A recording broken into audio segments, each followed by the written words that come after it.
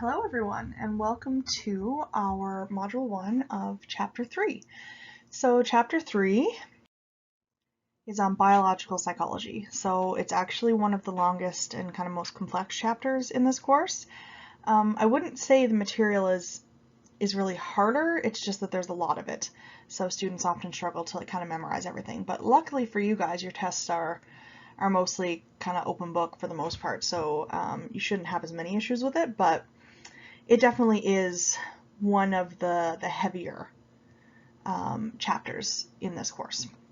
So we're going to start off talking about communication within the nervous system. Then we are going to talk about the different components of the nervous system. So we have the peripheral and the central nervous system, and we'll talk about a whole bunch of the different areas in the brain and what their functions are. And then we're going to end off by talking about some brain scanning techniques, so how we can kind of observe what's going on within the brain.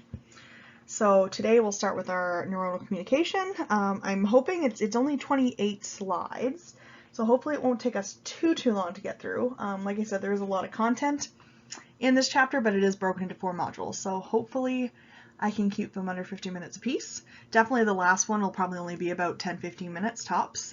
So just like in chapter 6, I believe it was, that slideshow was really short. So if we do end up going over on time for any of these first 3 modules, then we'll definitely make up for it in the last one, because that one will be much shorter.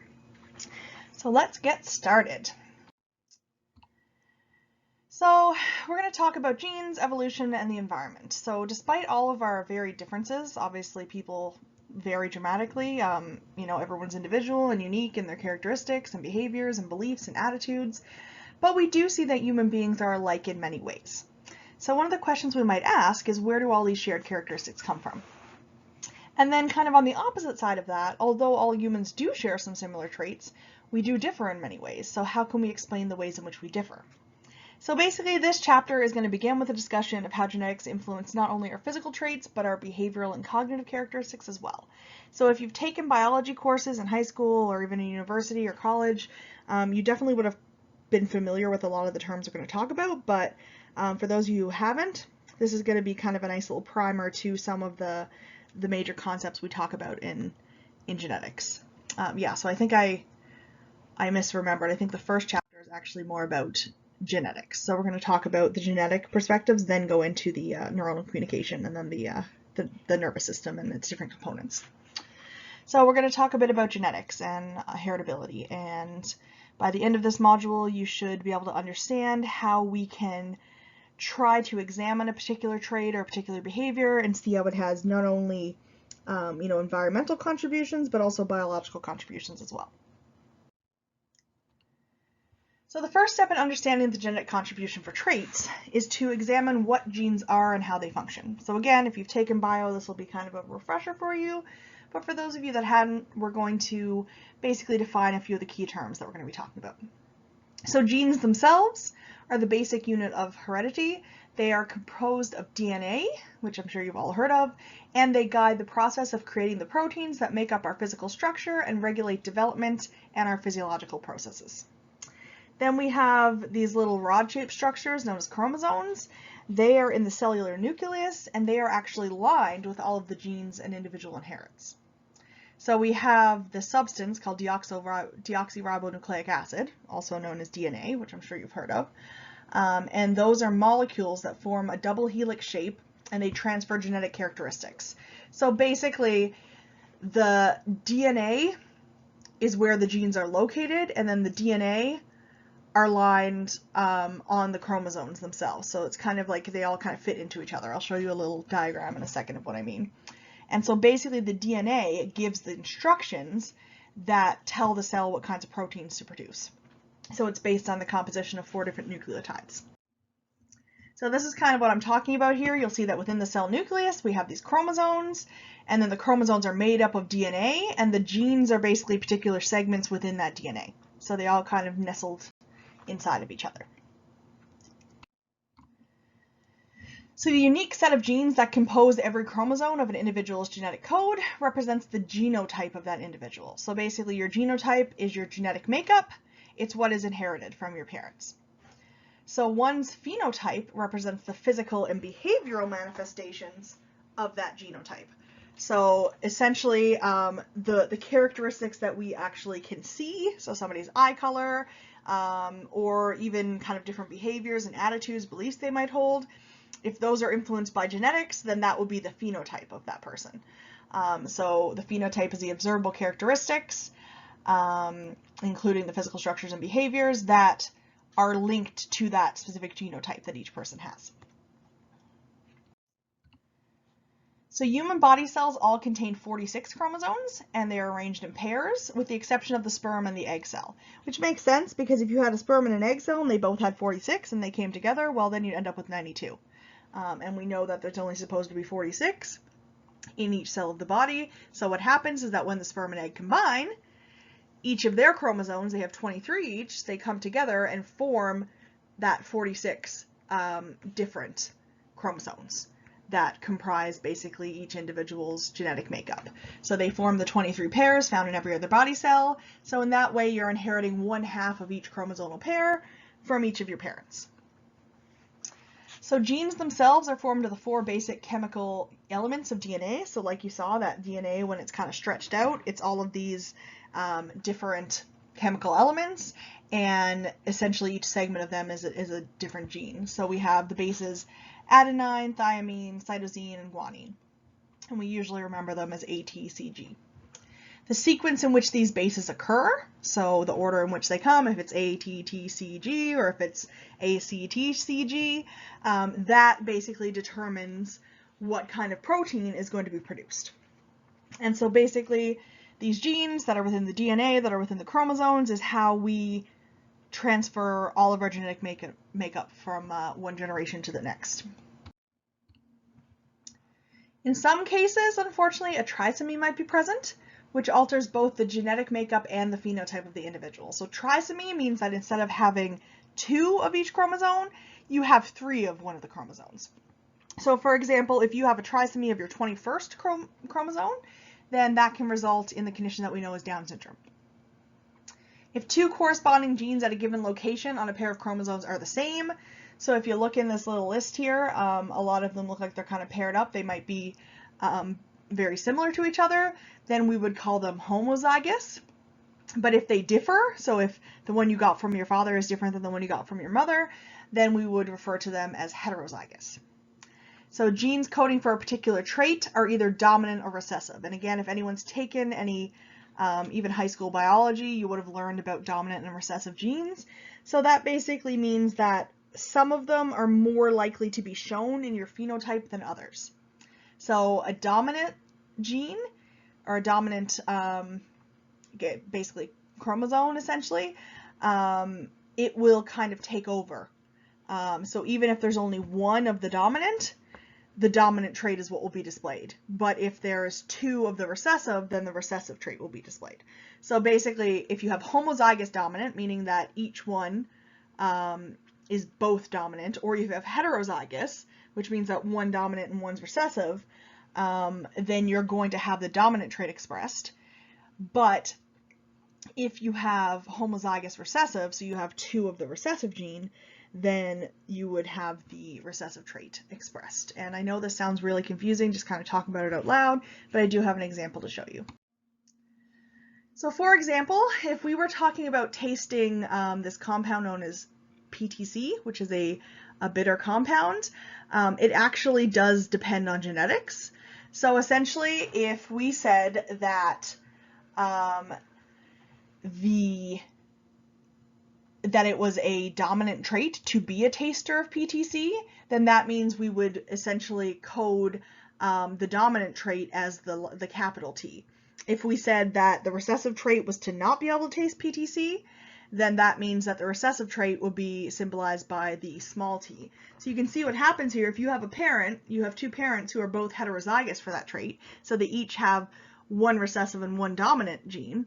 They're both going to be able to taste that compound because, again, if the dominant trait is that you do taste it, then that's the one that's going to be displayed in that case. And if they were to have children, we see a few different options that could happen. So if you end up with the genes of 2 capital T's, that would mean you inherited dominant for both of them, and that would mean that you are going to taste the substance. The other two kids in the middle here that you see, if they inherited one big T and one small t from their parents, well, because the big T is dominant, so the tasting is dominant, they will still be able to taste because the dominant kind of takes over in that case. But if they have a kid and they inherit both of the lowercase t's, then that will be coded as the recessive trait, and so in that case and in only that case will that recessive trait be displayed. So in that case, the kid would not be able to taste the substance.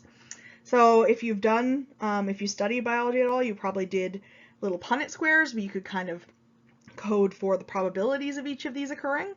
But at this point, we'll leave it at that. I'm not going to get into detail with it, but it's just more so to kind of show you how the traits can kind of interact with each other and be expressed. So behavioral genomics, this is something that I'm also not really going to go into detail with. It's essentially the study of DNA and the ways in which specific genes are related to behavior. So there's something called the Human Genome Project, which you may have heard of. It was a massive undertaking which was completed in 2003, and it resulted in the identification of approximately 22,300 genes. So basically every person, every individual has approximately 22,300 different genes. And so you can see how there's so much room for variability from person to person there. However, it gets even more complex because each gene doesn't necessarily tie to one specific trait. Often there's going to be multiple genes that kind of account for one trait, or there might be one trait that's linked to multiple, or sorry, there might be a gene that's linked to multiple different traits. So it's not as simple as kind of like a one-to-one relationship. So this project was basically trying to figure out where the genes were located and how we could map behaviors and traits to the genes, and it did lead to many new techniques and information about where the genes are located, but we must be cautious. So even when a single gene is identified as a risk factor, not everyone who inherits it is going to develop the disease. So there's a lot of factors that come into play. But by using behavioral genomics, we can kind of help calculate risk probabilities of somebody developing a certain disorder or things like that. So for example, they have actually found in 1997 a gene specifically linked to the disease Parkinson's. And so in finding that gene that was linked, they're able to kind of look at ways to maybe help improve outcomes for people who are at risk for Parkinson's. So it's a very tricky field, but it's definitely finding a lot of really important information. It's something that we should definitely not take for granted because it has been a very large undertaking by many, many scientists. So then we have behavioral genetics. So behavioral genomics has helped us identify genes that are related to specific behaviors, but it can't really tell us anything about the sensitivity of these genes to environmental factors. So a lot of people have the misconception that genes are basically kind of destiny, like, you know, you have genes for something and you either get it or you don't based on your genetics, but that's not actually the case. We find that genes can actually be influenced by environmental factors as well. So things like stress levels, family life, socioeconomic status, they can actually influence, even within our genome, which of those genes are expressed. And you know, which ones we actually see versus which ones might be kind of hidden in the background. So today we know that it is never just genes or the environment that shapes our individualities and similarities. Nature and nurture interact together. So just as the genes might influence the experience that one has, so might our experiences affect our genes in terms of which are being switched on and off. So that's a really important kind of thing to keep in mind. Behavioral genetics is then a field which attempts to separate out the contribution of genes from those of the environment in order to explain individual differences in behavior. So this is the name of the field that's basically trying to determine for any given trait or behavior how much of it is coming from genetics and how much of it is coming from the environment. So behavioral genetics methods typically involve comparing people of different levels of relatedness, different known levels of relatedness. So for example, with parents and their offspring, we know approximately how many genes they share in common. And then with twins, we know, if it's identical twins, they share 100% of the DNA versus fraternal will only share about 50%, which is the same thing as any other normal sibling. So by knowing how closely related individuals are genetically, and then observing whether traits are similar or different between these individuals, we're able to kind of estimate how much of that trait is related to genetic influence. So these studies allow researchers to calculate what we call heritability. Heritability is a statistic that represents the degree to which genetic differences between individuals contribute to individual differences in a behavior or trait found in a population. So it's a way for us to estimate exactly how much of a trait is coming from nature, aka our genetics, and how much is coming from nurture, aka our environment. So as heritability is expressed as a proportion, so kind of like a percentage, its maximum value will be 1, and that would mean that 100% of the variance in a trait is due to genetics. So if you had a heritability of 1, that would mean everything's related to genetics. If you had a heritability of 0, that would mean that it's entirely related to environment. If you had a heritability of, say, 0.6, that would mean that it's 60% genetic, and the other 40% is due to the environment. So by using heritability estimates, we're able to kind of estimate how much is related to the environment versus how much is related to genetic influence. So an example of a highly heritable trait would be height.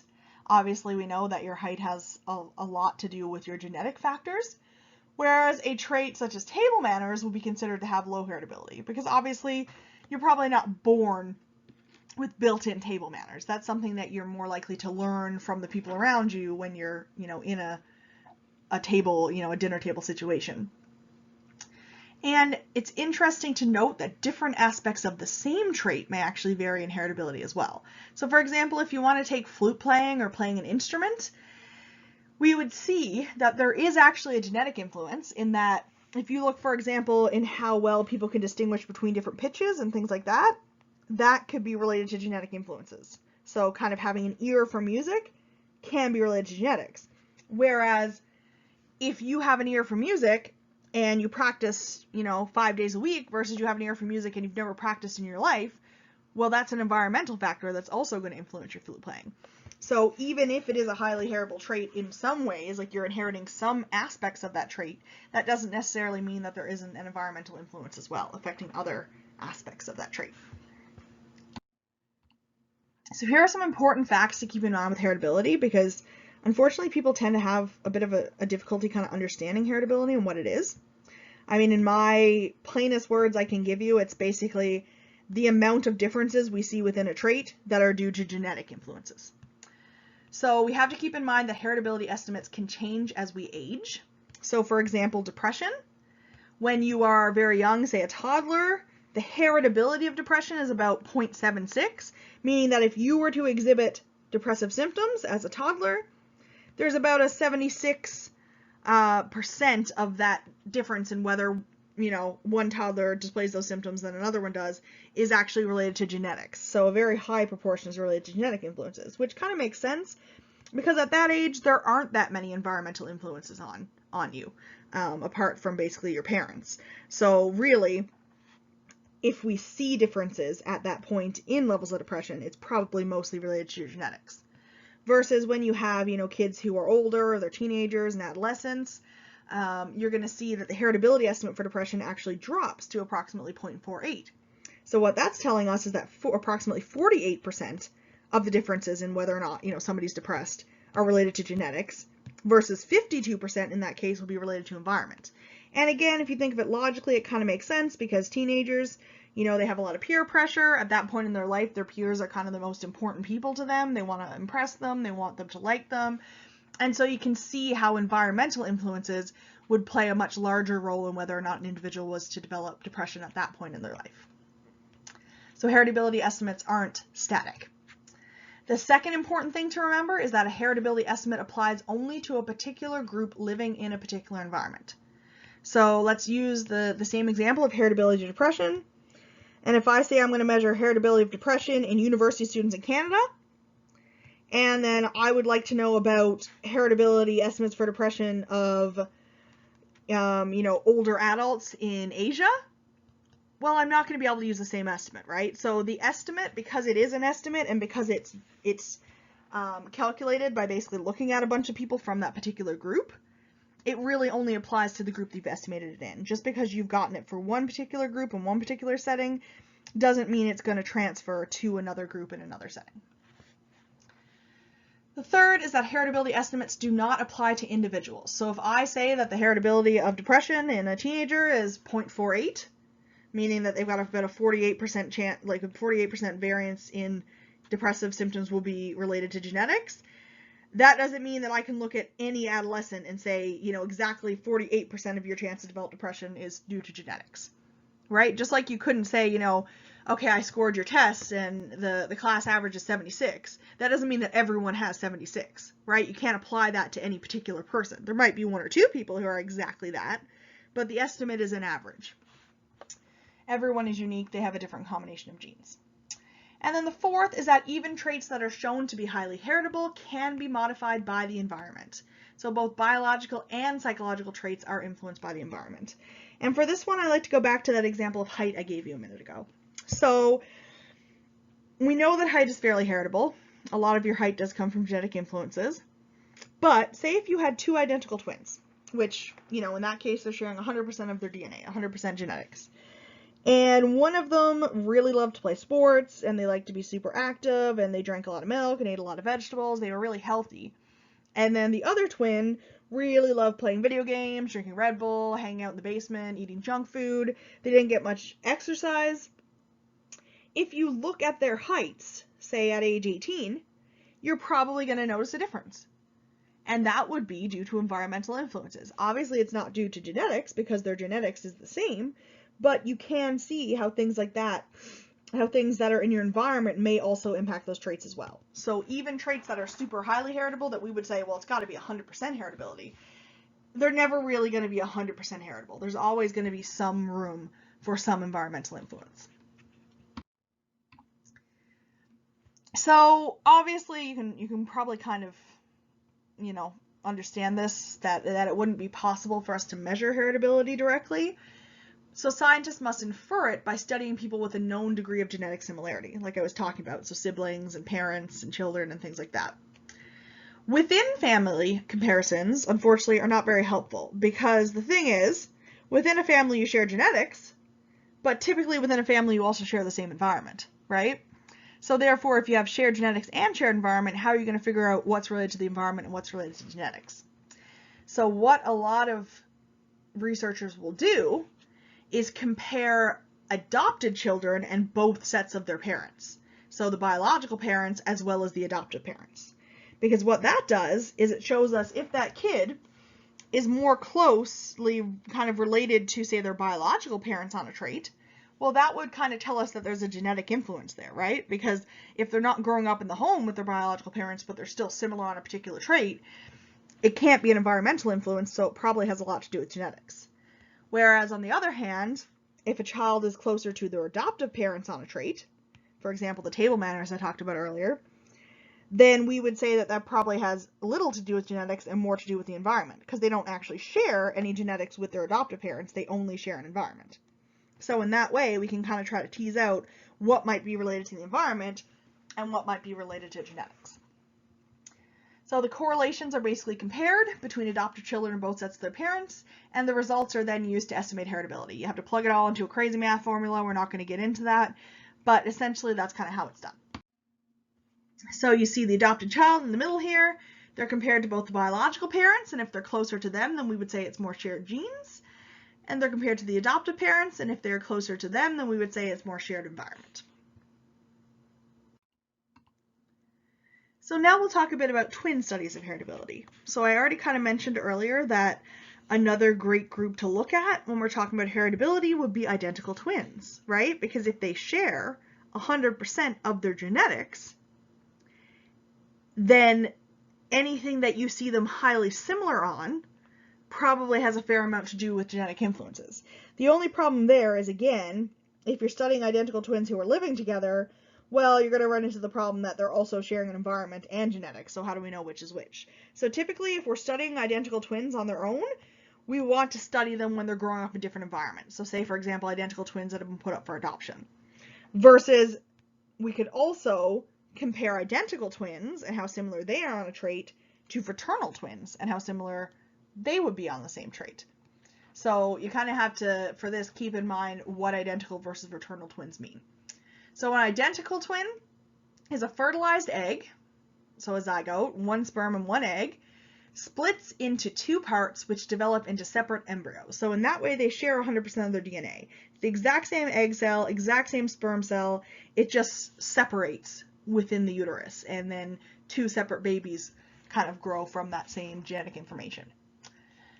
Versus fraternal twins or dizygotic twins, and we're saying monozygotic, so one zygote, versus dizygotic would be two zygotes, is when two eggs are released at the same time and they are fertilized by different sperm. So in that way, fraternal twins are not really any more genetically similar than a normal siblings would be. The only difference is basically that they grow up in the womb at the same time. But it does make a lot more sense to compare the two types of twins to each other rather than comparing identical twins to normal siblings, because they are the same age. They probably spend a lot more time together maybe than normal siblings would. They're probably in the same classes and things like that. So it's the best kind of control comparison we can have. So they share approximately 50% of their DNA. So it's possible for us to estimate heritability by comparing groups of same-sex fraternal twins with groups of identical twins. So for example, if we wanted to look at something like IQ, and we said, okay, I'm going to test the IQ for a bunch of pairs of identical twins and see how close together they are. So maybe a bunch of identical twins were like 102, 103, or like 105, 106, maybe, 110, 112, so very close together in their IQ scores.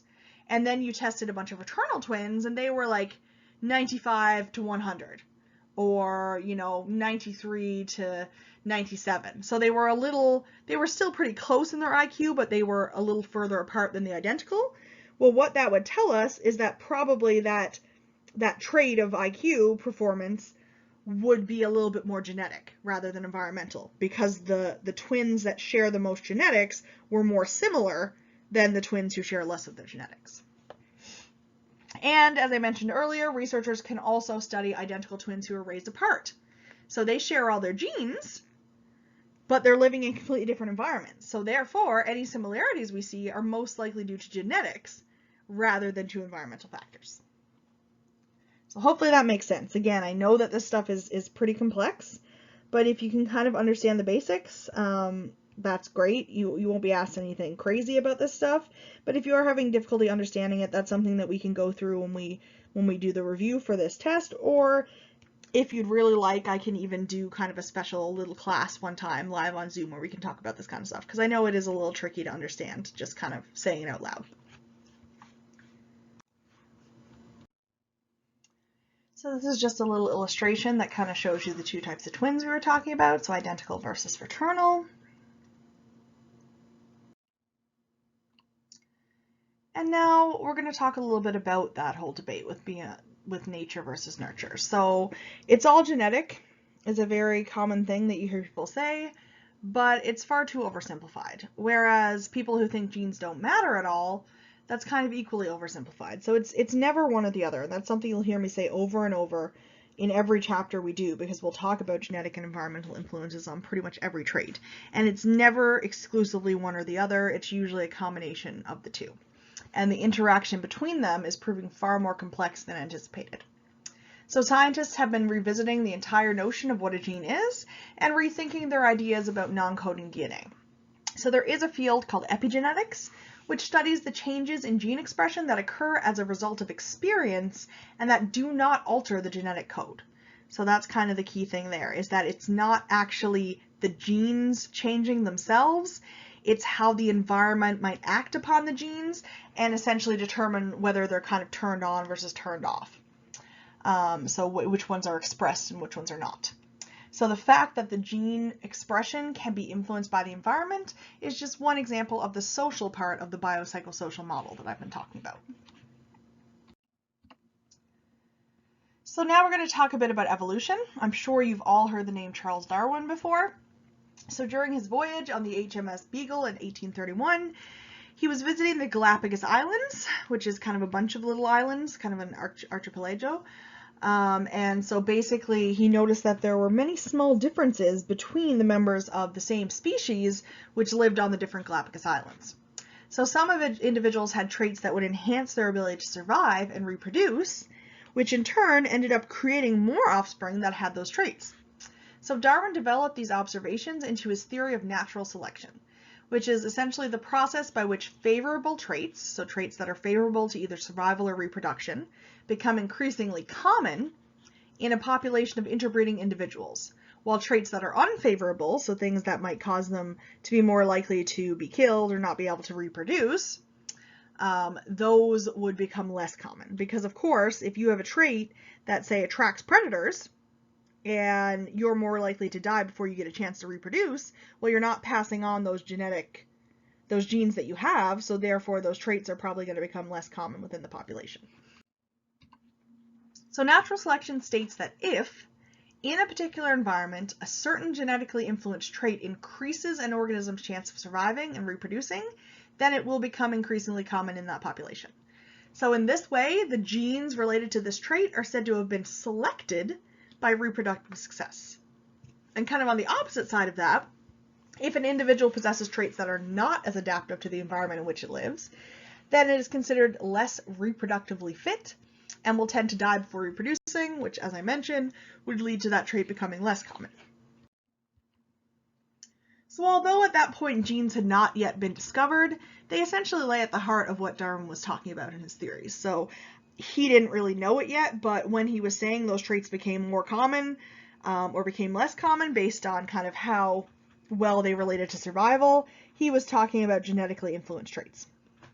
So the process he described by which fit animals would be more likely to survive and reproduce, therefore making their traits and the genes underlying them more likely to be passed on, is what we now know as evolution. So evolution is any change in gene frequencies within a population that typically take place over many generations. Natural selection is not the only way that evolution happens. There can be mutations and things like that as well, but a lot of it has to do with natural selection. So essentially evolution accounts for changes within a species, as well as at time the development of a new species. So if there was a trait that was, particularly not suitable to survival, or if there was one that was on the opposite side of that really important for survival, and you had way more of those individuals who were surviving and passing on their traits, then what you're going to notice is certain kind of components of a particular species might be altered to the point that it would actually be considered an entirely new species, just based on kind of how those genetics are passed down over generations. So here's just kind of a visual example of natural selection. So you can see, suppose that we have these red ladybugs and yellow ladybugs, and that the coloration, whether they're yellow or red, is related to their genetics. So if we have a bird that preys on the ladybugs and is able to see the color yellow better, which of the ladybugs do you think are going to get eaten? The yellow ones, right? So therefore, the trait of being a yellow ladybug is not helpful to survival. In fact, it's more likely to get the ladybugs eaten. So therefore, there are less yellow ladybugs around to survive and reproduce. So if more of the red ladybugs are surviving and reproducing, and most of the yellow ladybugs are getting eaten, eventually we end up with way more red ladybugs and way less yellow ladybugs. So that's basically what we're talking about with natural selection. So the trait that was adaptive to survival, which would be the red coloration, it becomes more common over time, whereas the trait that was kind of a detriment to survival, so the yellow coloration, becomes less common over time. So Darwin suggested that humans follow a similar evolutionary path as well, changing and adapting over the course of thousands of generations. So there's a field known as evolutionary psychology, which attempts to explain human behaviors based on the beneficial functions that they may have served in our species' development. So the human brain contains specialized adaptations for performing certain cognitive and behavioral functions, and it has been shown that humans have a larger frontal lobe and more brain folds than our ancestors, and most of them are within that frontal lobe of the brain. You can see the prefrontal cortex, which is the furthest front part of our frontal lobe in our brain. It takes up far more of the brain area in humans than it does in all these other species. And that kind of makes sense because that prefrontal cortex is what we use to perform our most complex cognitive tasks. So our reasoning skills and logic and things like that. So it makes sense that that area of our brain has developed to be larger in humans. So to kind of give an example of evolutionary psychology, because like we said, it's basically trying to determine how gene expression might have changed across time in order to benefit our evolution, our survival. So evolutionary psychologists are attempting to link these evolutionarily useful behaviors performed by our ancestors to our modern cognitive abilities. So we have something called the hunter-gatherer theory.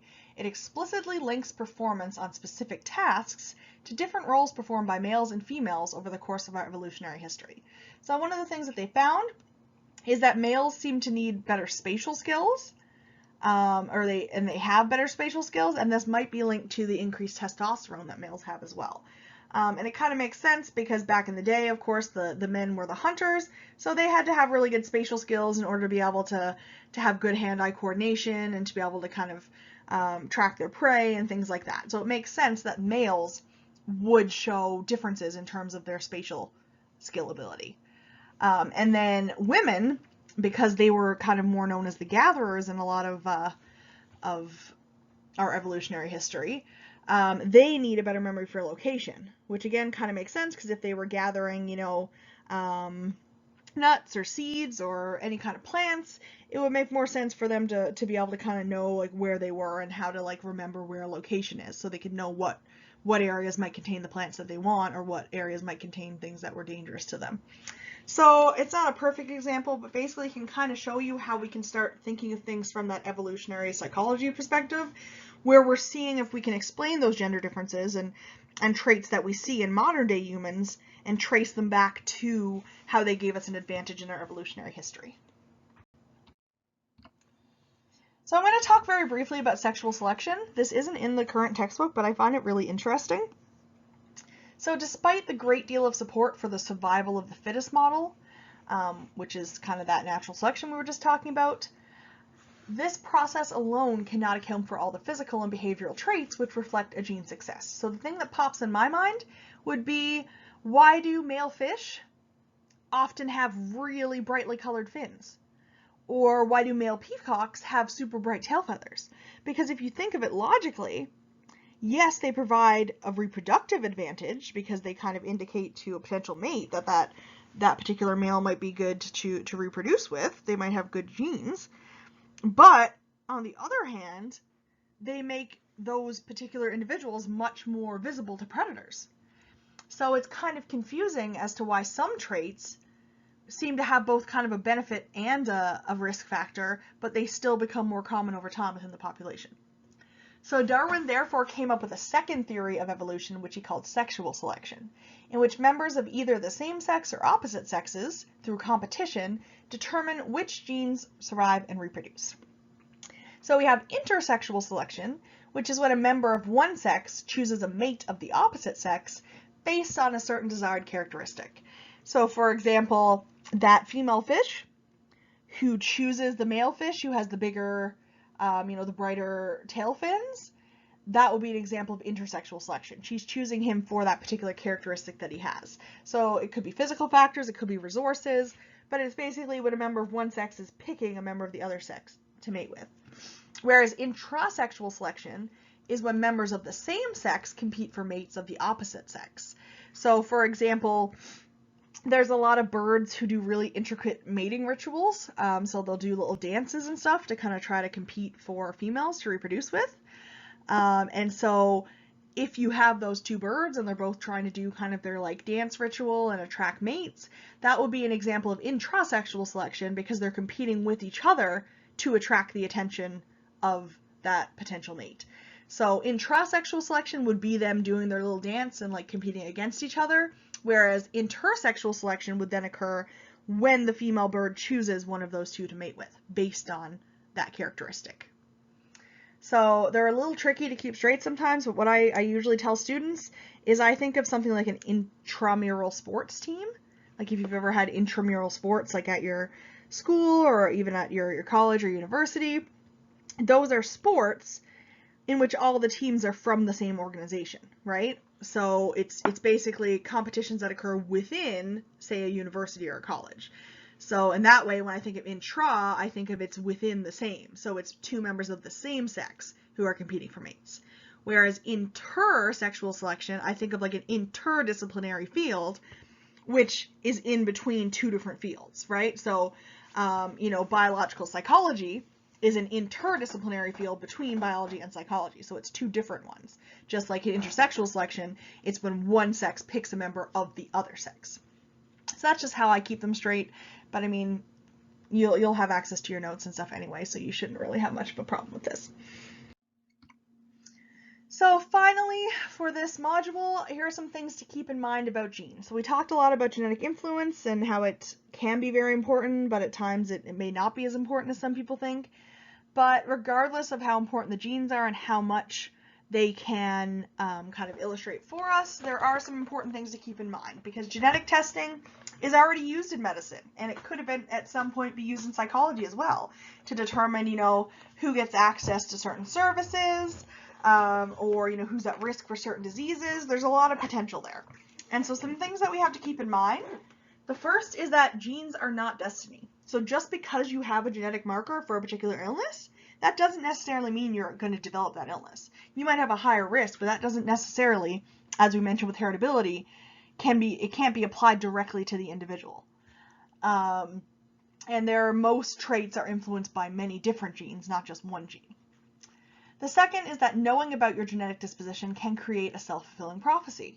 So if somebody measured something genetically and basically told you, oh, well, based on your genetics, you're not likely to have like a high IQ and succeed intellectually, then maybe that causes that person to be less likely to try to engage in school and to actually try to succeed. And so maybe what happens is that even if they could have been very successful, it kind of creates that self-fulfilling prophecy in which they believe that they're not going to be able to do it based on what they were told, and therefore they actually don't accomplish what they might have. The third is that genes do not absolve responsibility. So this is kind of relevant when we talk about, court cases and things like that. So having, a genetic risk of a certain type of illness or a certain type of behavior is not a good excuse for bad behavior. So even though you might have a risk, you can't really use that as an excuse to get away with things that are negative. The fourth is that genetic information could unfortunately be used to discriminate. So for example, if insurance companies were able to get access to your genetic information and gain access to your genotype, and they find out that you have a risk factor for, say, a really kind of prevalent or not prevalent, but persistent and I guess like costly medical issue, then they might decide to refuse you coverage because they know they're more likely to have to pay out a lot of money on your case, which is awful, but unfortunately is something that already happens in some cases. So it could be even worse the more we use genetic testing and the more widespread that genetic information becomes. The fifth is that knowing your genetic risk doesn't tell you what to do about it. So for example, if somebody is pregnant with a child and there's some prenatal testing done and they find out that the child has a really high risk of developing, a serious illness, maybe even a fatal illness, or something that's going to have a very negative impact on their life satisfaction and their functioning, that doesn't tell the parents what to do about it. They still have to make a decision as to whether to proceed or terminate the pregnancy or how they're going to go about things. So knowing that risk might actually cause more stress at times than kind of being, I guess, ignorant of the risk. And then finally, genetic tests can be both liberating as well as stigmatizing. So it can be great, for example, if, you say you develop something like depression and you feel really bad about it. You feel like, it's a failure on our part, which of course it's not. We all know that. But, sometimes people with depression, they think really negative things about themselves. But if they were told, hey, you know what, genetics actually has a really high, depression really has a high genetic influence, and so probably it's got a lot to do with genetics, it can kind of help them feel like, hey, it's not my fault. It's something that I can't really control, which of course we know it isn't anyway, but it can kind of help them in that way, kind of free them and let them think about things in a different way. But on the other hand of that, genetics can be very stigmatizing. So if you have genetics that kind of code for something that's considered negative, then it can be used to justify kind of very negative treatment of a particular individual or a group of individuals. So that was the case in eugenics, which we talked about very briefly back in the first chapter, in which Francis Galton, he was one of the largest proponents, and he basically said, well, if people have, not great genetics, then maybe we should just sterilize them so they can't reproduce. So that way they won't pass on those bad genetics to other generations. And that's awful, because you're basically robbing people of their dignity and their self-autonomy and their choice to, reproduce or do whatever they want with their lives. So unfortunately, while at times knowing that you might have, genetic influences on a certain behavior or trait that you're exhibiting, that doesn't necessarily mean it can't be used against you at times. So we have to kind of keep all these criticisms in mind when we're deciding where we sit in terms of genetic testing being more widespread and being used for more things. So that is the end of Module 1. Sorry, I know I went a bit more into detail with a few things there than I maybe had to, but really, just like with all the other chapters, make sure you're keeping an eye on the bolded terms, and kind of trying to understand just like the generalities in terms of, what heritability is, how it functions, and, the different aspects of genetics and evolution and things like that. So hopefully you enjoyed this lesson. I know this stuff is kind of heavy, but I also find it really interesting, so hopefully you do too. And I will talk to you in the next video, which will be going over communication in the nervous system. Bye.